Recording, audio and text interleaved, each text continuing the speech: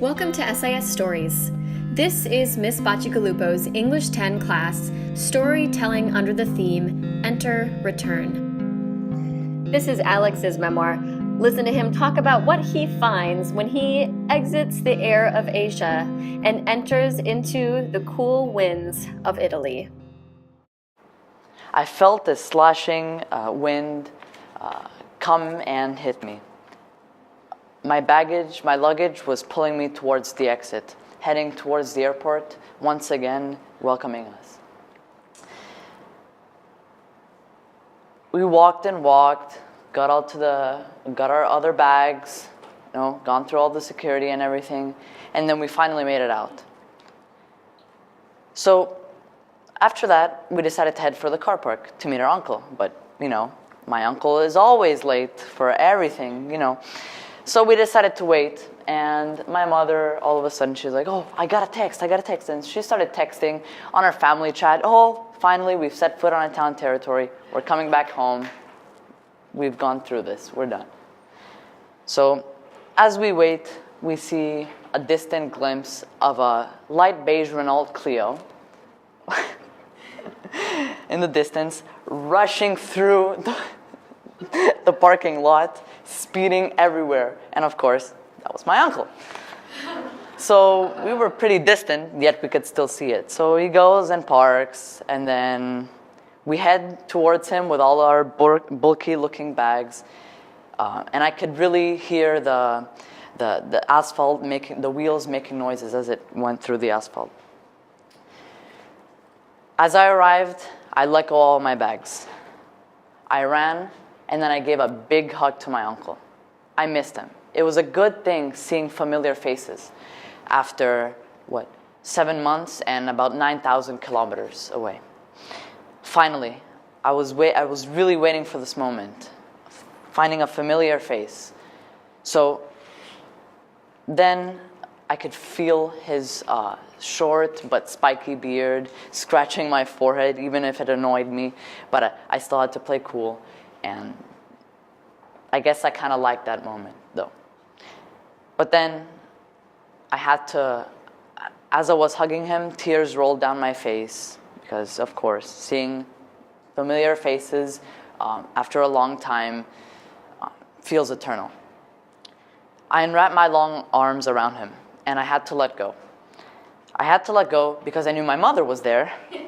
And then, so the brothers met, and then they hugged as well. And then after my uncle let go, I could see his eyes getting red and shiny, almost with a tear.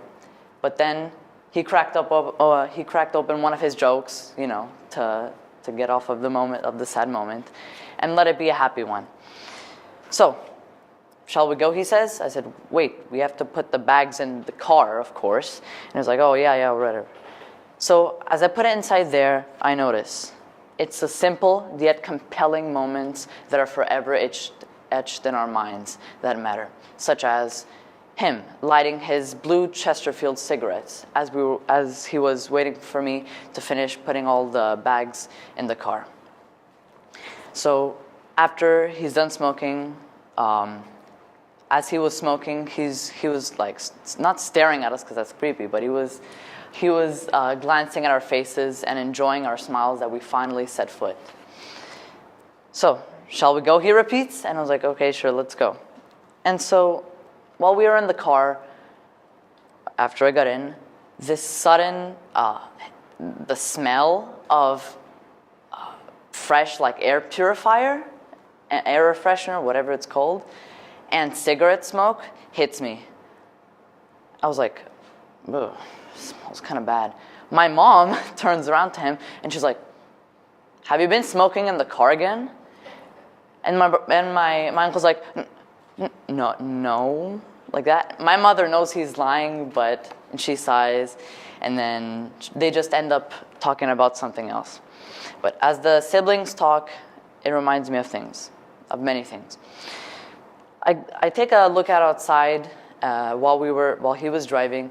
I took a look outside, and then I see all the new things, the things that we can't see here in China, such as vineyards, olive trees, fig trees, and the red rich colored soil. A different realm, nowhere to be seen in Southeast Asia. A world where towns aren't cities, and the horizon can be seen without any buildings blocking the way. I take a look again, and then I think all the differences. And then I just go on and just wander outside. I look at all the towns, people knowing each and every one of them because there's about 10,000 citizens in each and every one.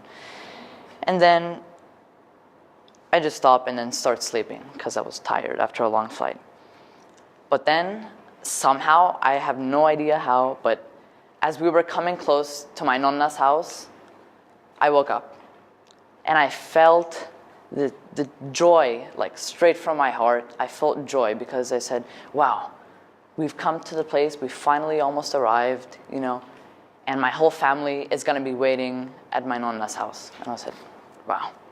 So I wanted to feel a little bit more special.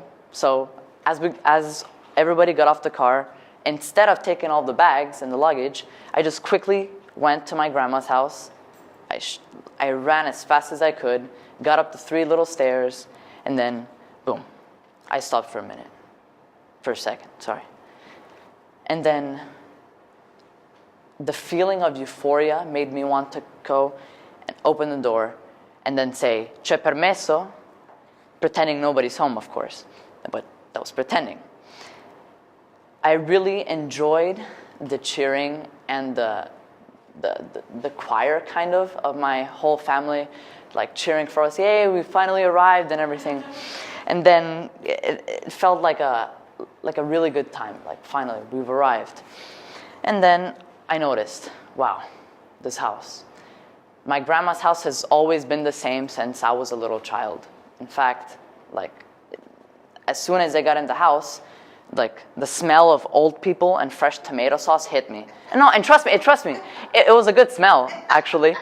And then I just kept wandering around looking at things, that they were all in the same place, a little bit dusty, not too much. And then I noticed, wow, I have to go give a big hug again to my grandparents. So I go there and go to my grandparents first.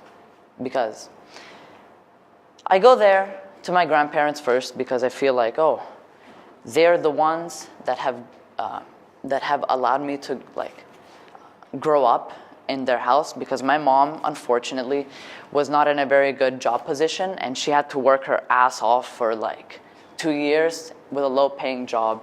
And I only realized how important it was, even if I hated it, going to my grandparents' house, because I wanted to stay with my mom. And it felt bad. But I also felt bad for my grandparents because I was trouble as a kid. I was really trouble. And so every time I go there, I thank them. So, thank you for being so patient, because for everything, And then I realized, wow, this is the place. This is the place where a plate of tomato sauce and pasta and tomato sauce was fresh and ready to get eaten. This is the place where it felt normal to go outside with my friends and play some soccer behind my house. This is the place where I enjoyed riding my bike through all the holes, falling, learning from my mistakes, all of the good tears and the bad tears.